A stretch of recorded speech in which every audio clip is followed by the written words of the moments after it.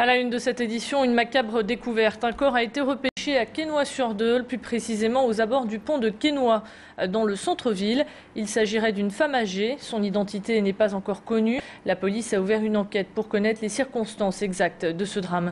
Il pourrait s'agir d'un suicide. L'autopsie réalisée aujourd'hui devrait éclaircir les raisons de ce drame. Aurélien Barège était sur place. Il a rencontré Serge. Il était là quand des passants ont alerté les secours. On l'écoute. J'étais sur le pont. Et j'ai vu une sorte de plastique. Et après, j'ai des gens qui sont passés et m'ont dit que c'était un corps d'une femme. Parce qu'il y en a un qui avait vu son soutien-gorge. Et vous êtes allé voir? J'ai été voir et en effet, c'était un corps d'une femme. Il y avait les pompiers, la gendarmerie, tout. Qu'est-ce qui s'est passé? On ne sait pas. Et la gendarmerie elle m'a dit c'est pas un spectacle à voir. Donc après, je suis parti. Et depuis le début de cette année, 5 corps ont été repêchés dans la Deûle. Et puis un autre fait divers, cette nuit rue de Rivoli, dans le quartier lillois de Fives, un incendie s'est déclenché dans une habitation. D'après les premiers éléments, le feu serait parti du rez-de-chaussée. Une femme de 50 ans a été grièvement blessée. Son pronostic vital est engagé. Cette nuit encore, les équipes médicales s'activaient pour la réanimer. Son concubin, lui, a eu plus de chance. Il s'est échappé des flammes en sautant par la fenêtre. Ses jours ne sont pas en danger. Nouvelle journée d'action contre la réforme des retraites, une action qui se veut avant tout symbolique. Aujourd'hui, le mouvement s'est essoufflé. Il n'est donc pas question de grand blocage, seulement de manifester dans les rues lilloises. Il ne devrait donc pas y avoir de perturbations sur les routes, les rails, ni même dans les airs.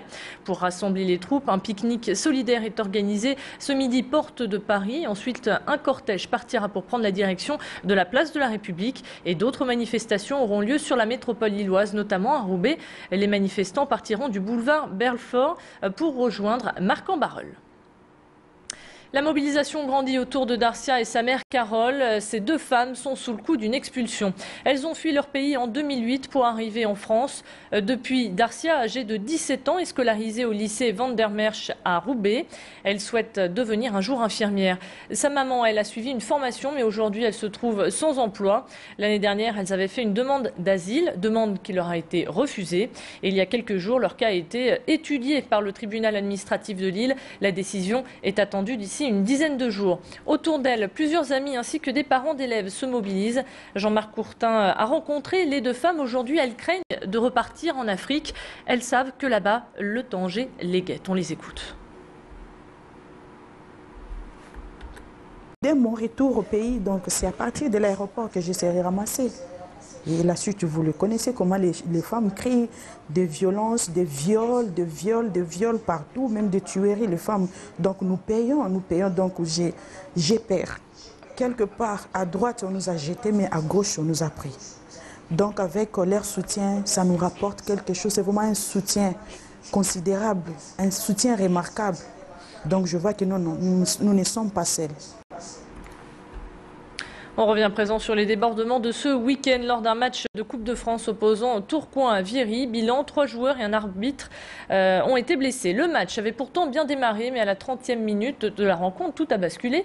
Le match a dû être interrompu pour faire revenir le calme.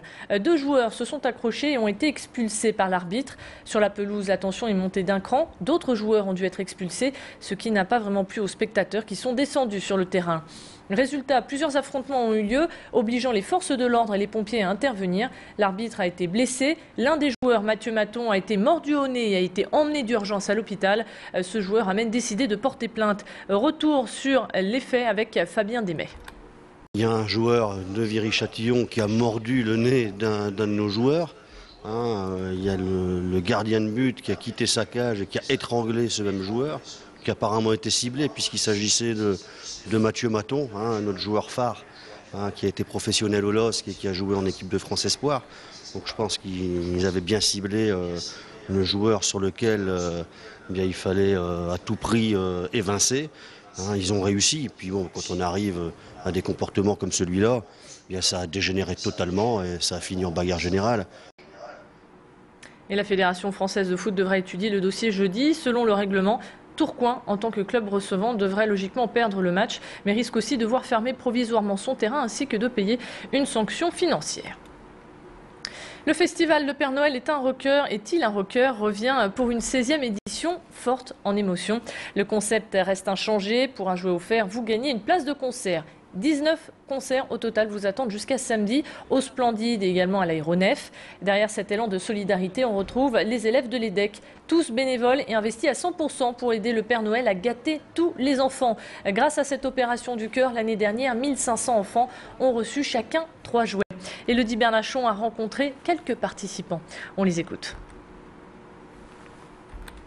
J'ai, moi, un jouet pour une petite fille, c'est une poupée avec un petit poney, et je viens pour le donner à une association et puis pour voir un concert en même temps. C'est, voilà. Et alors moi, ce sera plus pour un garçon et c'est des petits Lego. Donc voilà. On a fait la démarche avant, enfin c'est... Ouais, on a... On sait où va notre argent.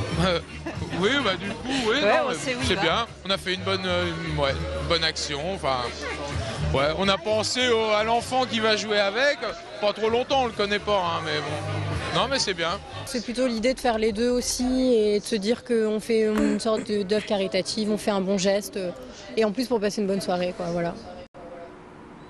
Et on termine cette édition avec du cinéma. Audrey Tautou et Nathalie Baye sont sur la métropole. Les actrices de choc et de charme ont présenté le dernier film de Pierre Salvadori, De vrais mensonges, histoire d'une femme qui reçoit un jour une lettre d'amour qu'elle geste dans un premier temps avant de l'offrir finalement à sa mère, inconsolable depuis le départ de son mari. Un geste qui aura des conséquences avec de nombreux quiproquos. Une comédie qui vous détendra et vous fera oublier la grisaille du moment. On écoutera d'ailleurs Audrey Tautou dans le prochain quart d'heure et nous vous présenterons également la bande-annonce du film. Voilà pour l'essentiel de l'actualité. Merci de l'avoir suivi. On se retrouve dans un instant. Restez avec nous.